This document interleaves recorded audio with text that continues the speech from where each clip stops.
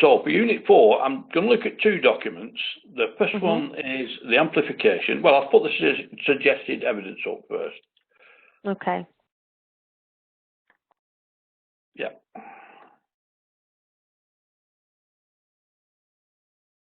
It's just opening, that's it.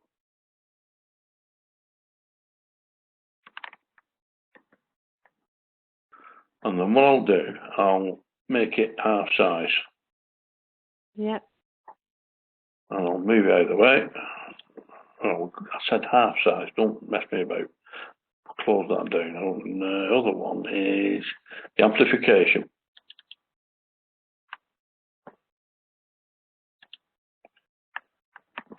Roll that up. There we've got them both side by side. I'll close that one down to half. I'll move this over here. Oops, yeah. Let's see. Let's start again. But the problem with this, I've got something appearing over the top of my front page, and I don't know why it's doing it. It's done it again. What is it? It's a secondary new tab. Oh, right. Shift out of the way. Anyway, that's it. We moved it now. I said move. He's playing about with me tonight. Right. Some of this is through the stuff on the BLE, but we'll go into that into more detail by having a look at the this one as well first. I'll open that up first. It gives a better look at the Unit A and what we're supposed to be doing, and it's worth having a read through that. Yeah. Yeah. Again, it looks at there are no essential resources for this unit. As with other units, it's recommended practice to relate knowledge and understanding to practical experience. And this is, as I said, how I've tried to run this all the way through, so that yes, we're answering the questions what the assessment criteria are asking for, but we're also using that documentation and backup and knowledge that you've got through actual working in the job. It's as simple as that, really. Okay. But the amplification on here is the bit that I really like about this. The bit that I've got in red over the top, and it's this section here. Now, the recommended things to happen down this side are pretty much similar to what I've already got there. Okay. But again, it's looking at the concept of professionalism and dual professionalism in education and training. It's like a dual professionalism is a specialist area plus a specialist teaching, membership of professional bodies, Institute for Learning, qualified teachers, national professional standards. But there are other bits to that as well, and it's this bit here, specialist area. Yeah. As a teacher, you've got a certain amount. Well, you've got a vision of professionalism in how you actually teach. Yeah. Yeah. But if you've got a special area like you have, then there's a separate professionalism. Not separate. No, it runs alongside it. There's a secondary professionalism in how you operate in the circumstances that you work in. Yeah. Okay. It's very similar to my situation when I first started to teach. I'd learned to teach. I got my teaching qualification, but I was also a qualified engineer, and those were originally the classes that I was teaching. So my dual professionalism was my professionalism as an engineer, and also my professionalism as a teacher. Now, they shouldn't clash, they should run together. Now, I can go back quite a while on this because I've been teaching for 20 odd years, and I was an engineer for more than 30. So I looked at it from a different point of view. When we first were introduced to higher education, further and higher education, back in the end of the 80s, early 90s, a lot of the lecturers at college who had degrees in various things, we had a teaching qual, we didn't have a degree, most of us, at least the ones that did, they were engineering degrees. I got an HND, I didn't get my degree, I didn't go that far. But they were very, how can I say, protectionist. They thought we were trying to take their jobs. And it was a different thing. And in the end, it got quite serious. And I held a meeting with them and said, look, we work in here together. We've got a professionalism in the way we operate. You are qualified teachers. You've got reams of experience in the theoretical side of what you do. Ours is the practical side. You don't do any assessment with the students because you've not got the skills that we've got. So therefore, we do all the assessment. And once we got sort of an agreement on this, we worked very well together after that. We had no problems at all. And we worked specifically together, like you do with the other people in the teams that you have behind you, the other professionals, to actually produce the best results for our learners. And this is what this is about, the concept of professionalism and dual professionalism.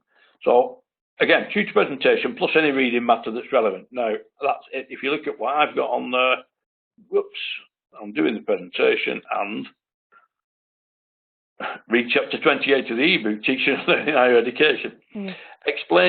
For this one, explain ways in which professional values influence your own practice in your own teaching areas.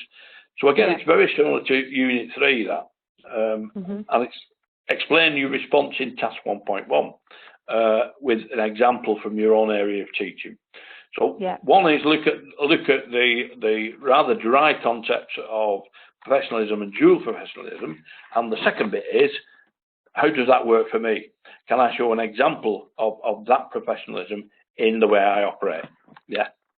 So can we pull my Unit 4 up now and just have a look? If I send it, can we do that? I think I've got it. Just a second. Please. Well, I'll drop this one off then for a minute. I'll put that. No, not that one. Go away. Well, you go down a minute. Okay, move you. It might be a little bit scatty, but I said move you over to the other side. Stop messing me about. I want you over there. I am getting annoyed with this now. All right, stay there.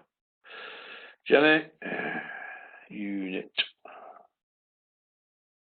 4. Have I got Unit 4 on here?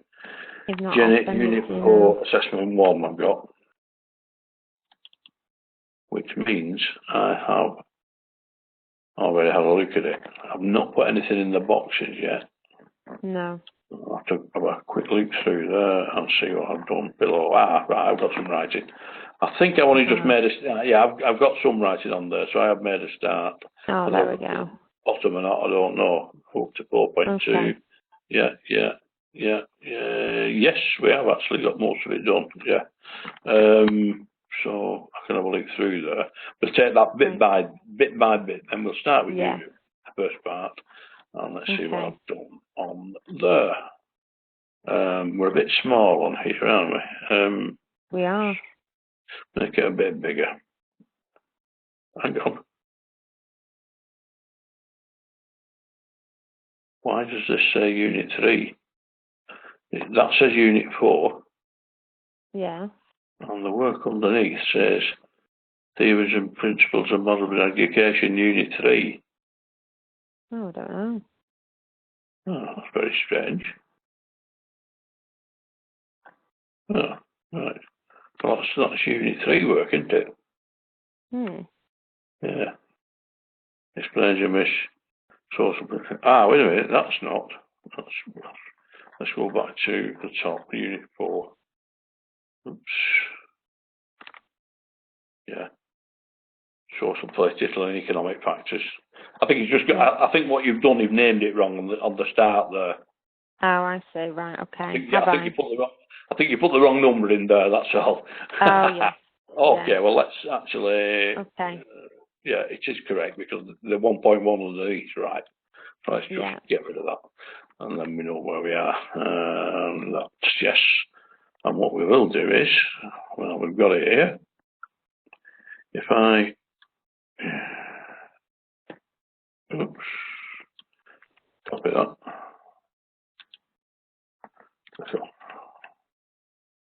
wonder why I've done that. I don't know. I give up sometimes. It's just very strange things. So I put one, that there, and move that to there. Right. Do we know where we are then now? Yeah, okay. Let's make that a bit bigger. That's better. And we can read what we're writing now. I think we'll actually make it a little bit. No, that's too big.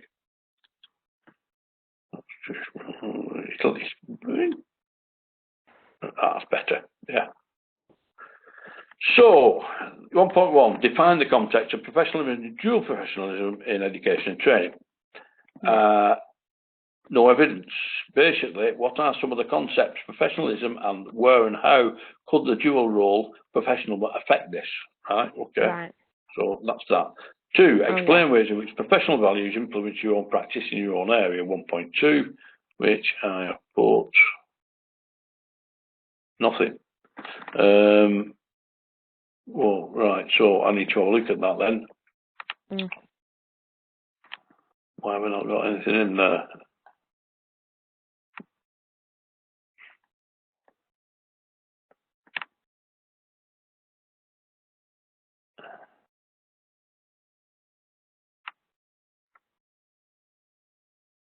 So in 1.1, I just need to put a brief explanation.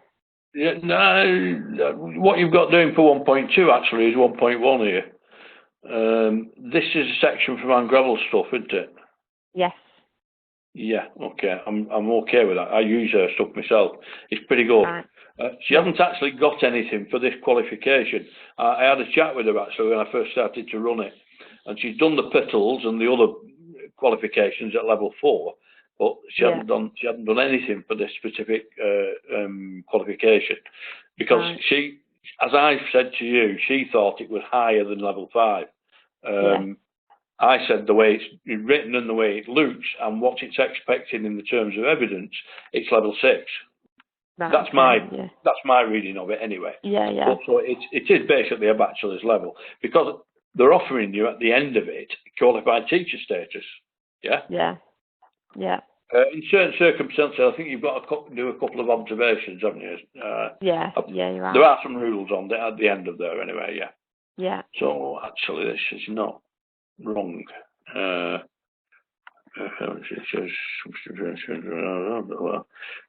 Inquiry practitioners.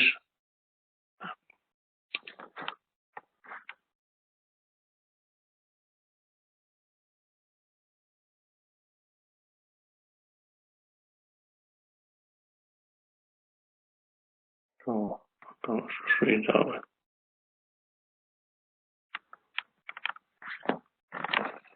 Sending my eyes funny this. So let's just have a look at that. I think actually we separate that there. Just read through that again. That's job. I'm happy with that. That will start this off perfectly. Changing to requiring for all teachers, minimum core competency, blah blah blah. Qualifications. Subject. Yeah.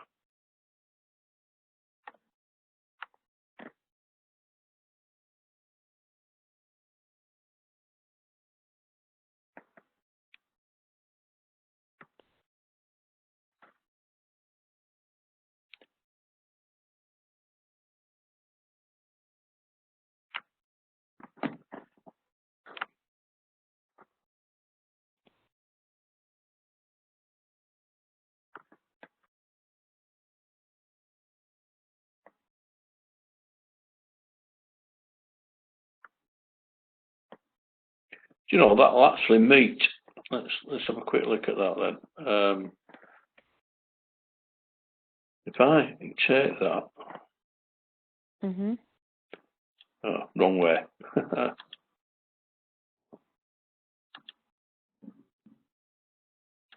Come here. If I take that, copy, delete.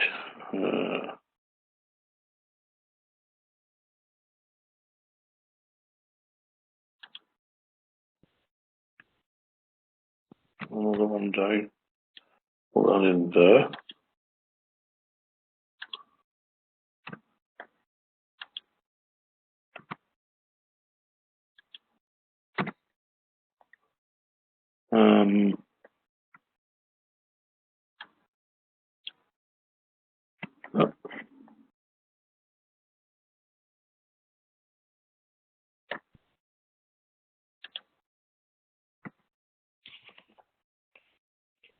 That'll do it or not. That really needs to move up. Or will it?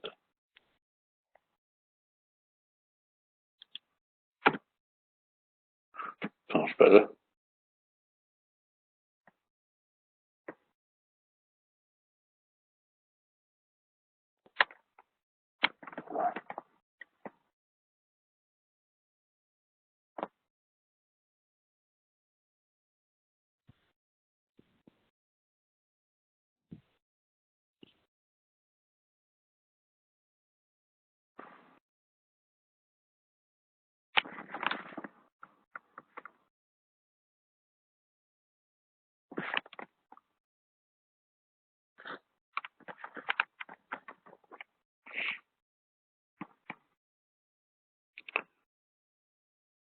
Okay, right. Look at that, and let's put it in and do that.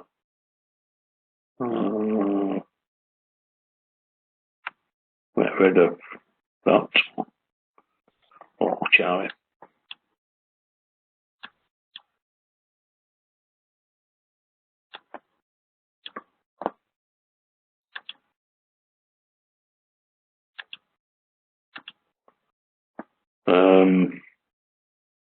No. That will require some additions to meet the concept of professionalism. Oops, that's Judaism.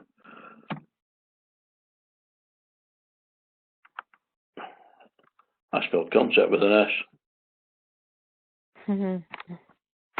That's better.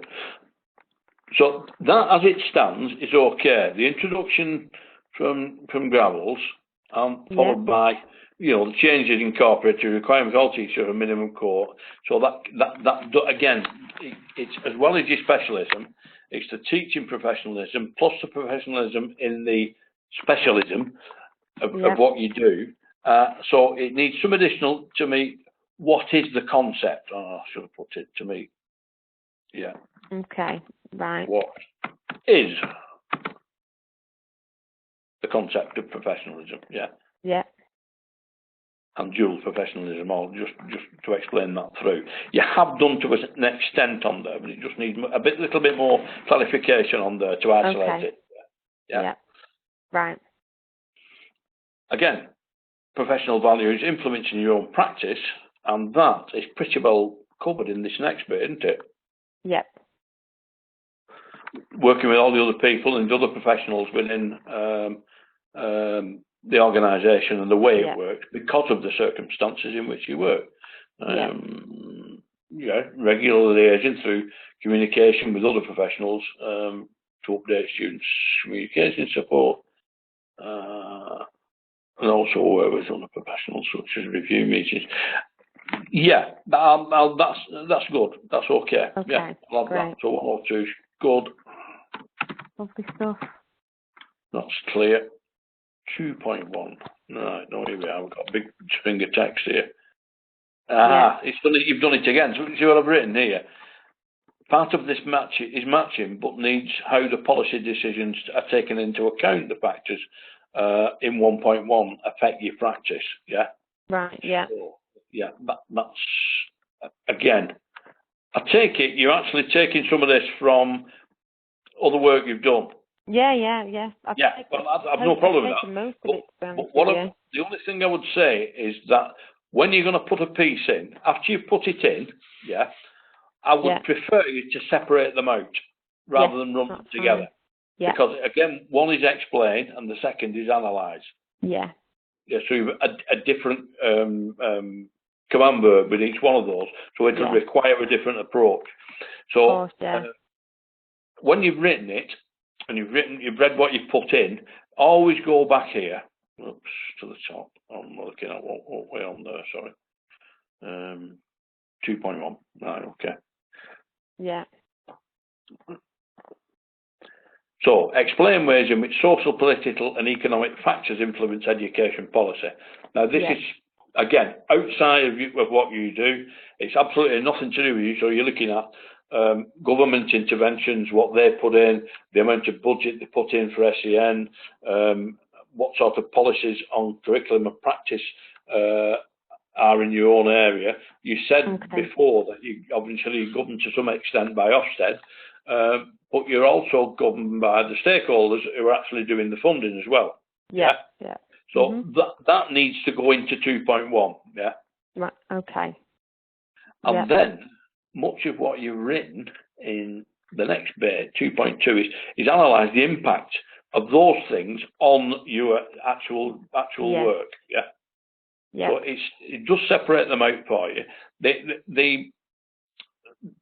The bottom line is that these assessment criteria, I always stick to them like glue, because if you do that, there are specific questions for the internal verifier when he looks at these that say, has the assessor checked that such and such a thing's done, and this is that, and has he only used the assessment criteria to make assessment decisions?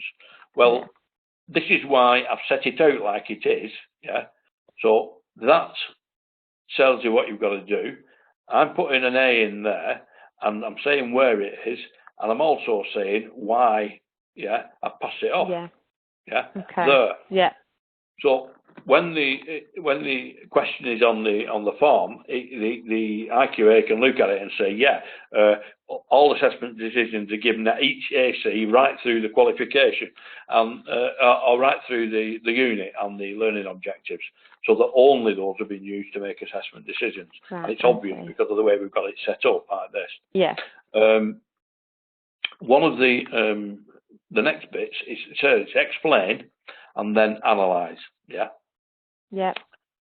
3.1, explain the roles of stakeholders and external bodies in educational training. You'll have mentioned them up here,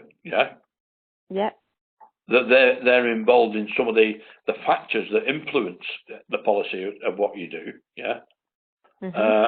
Again, you look at what their roles are now in education training. So those are the bits you can put in there.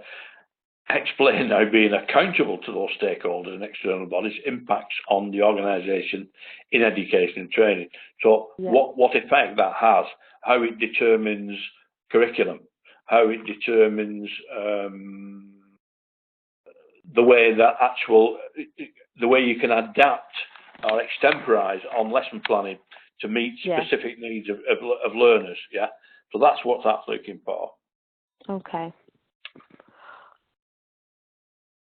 Again, explain why it's important to work in partnership with employers or other stakeholders in education and training. Again, this is written for many, so I don't know whether you actually do deal with some employers, don't you? Yeah, I thought you did. Yeah. Not all schools do, obviously, but there are other people. A lot of schools will have a body of governors, and they're also a factor in the way actually the school or organisation is run. Okey-doke.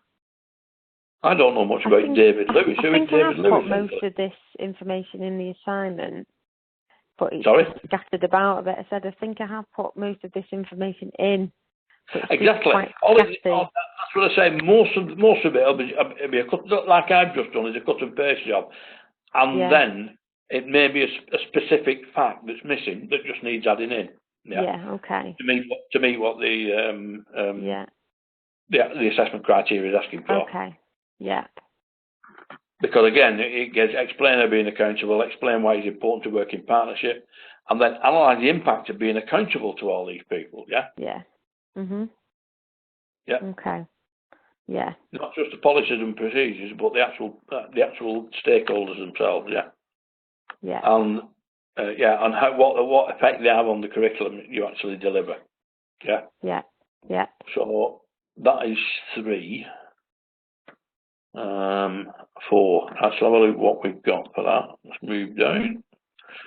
3.123. Yeah. Now again, we've got 3.1 to 4 here. So, We've got 1, 2, 3 explains and an analyse. So at the very least, one's got to be separate.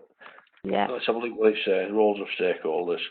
Explain being accountable and why it's important. No, they will separate out those. Yeah, yeah. Yeah. Yeah, Yeah. yeah, yeah. But again, most of what you've got in there, I've just put what have I put here. Okay. You need to take each of these in turn to explain and analyse what is asked. Example 3.1, analysis of the effect of being accountable and stakeholders has on how your curricula are developed. Yeah. Or even developed. I love your little comments that you put at the side. What? Yeah. Well, this is the way I'm reading what you. I've got my assessment criteria in my head, and I'm reading what you put, and I'm going, okay, yeah. There's nothing wrong with what you've got down there. It's just not really set out correctly, and it's not quite meeting the assessment criteria because of the way it's set out. So again, look specifically at what you've written. Yeah, I think okay. What are the roles of the stakeholders? There are many external bodies and stakeholders. Department for Business provide finance, smoke trade and creation. FE provides. So yeah, you've got some of the things in there that are meeting 3.1 straight away. Yeah. Yeah. Office for Training, Standards in Education, also set up. So that really that first bit 3.1 is covered. Yeah. Yeah. So if we take that out. Oops. Oh, so we can check both of them now. And we can go.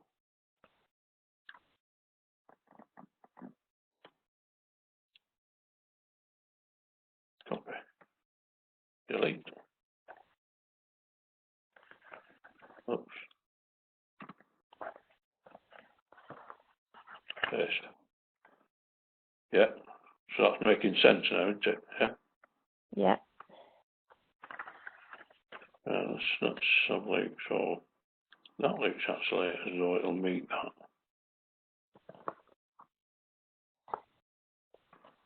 All I would do is just check you've not missed anybody off, that's all. Yeah. Okay. So, because it is specific to what you were doing, so I'll bring that up a little bit closer. So what we're saying is that is meeting 3.1. Yeah. Yeah. We can ignore my big one for a minute. So we have to look at so we're looking at operation support, essential effective classroom behaviour management is important for knowledge policies and procedures support in place by my organisation.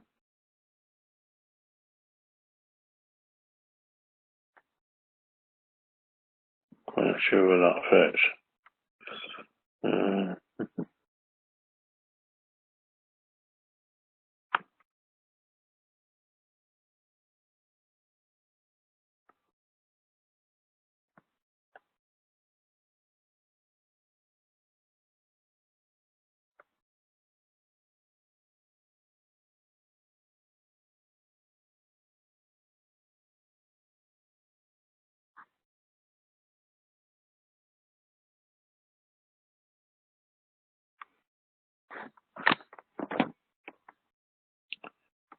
Big long silence.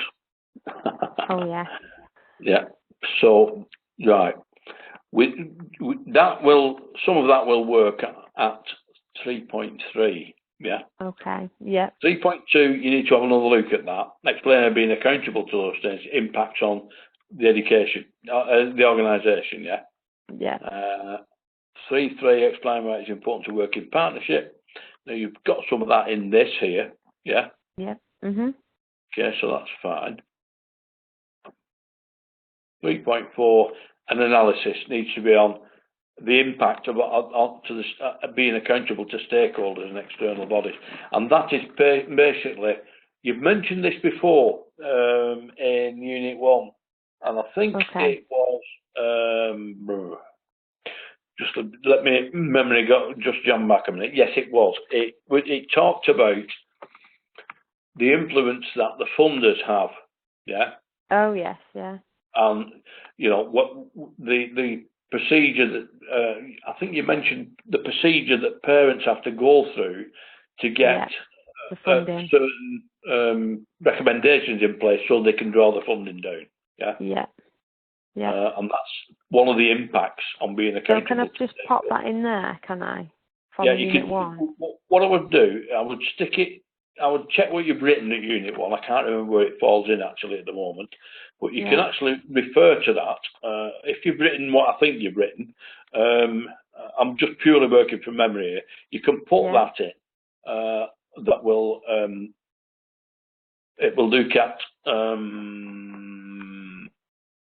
part of this 3.4, yeah. Okay, yeah. But again, you need to look at units 2 and 3, yeah, and you need to add something under here for 2 and 3. Some of that is 3, yeah, as far as I can see, yeah, okay. So 2 will need some work, 3 will need a bit adding to it to straighten it up on there, and 4, you'll be able to probably cross-refer some from unit. To be honest, I can't remember if it's Unit 1 or 2 now, but I can remember that I've got that in my head. I think it might be Unit 2. Yeah. I just remember, yeah. Yeah. Okay. So that's that. 4.1. Oh, understand context. Key aspects of policies, codes of practice, guidelines in an organisation. So this is really policies, codes of practice and guidelines in your actual business, yeah, in your company. Child matters, yeah, and why the multi-agency approach, safe work out, yes, okay. So,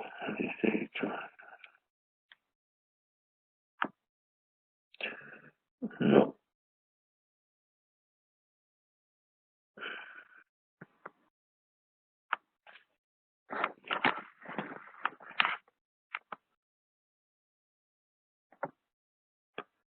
I think the IFL's died to death now, hasn't it? Yeah. I said it would when they first brought it out. The way it was written, a lot of us took exception to when it first came out because it was the penalties were draconian. I think those were the words I used when we had a meeting about it. Yeah. And it was totally the wrong way to look at it, as far as I was concerned, anyway.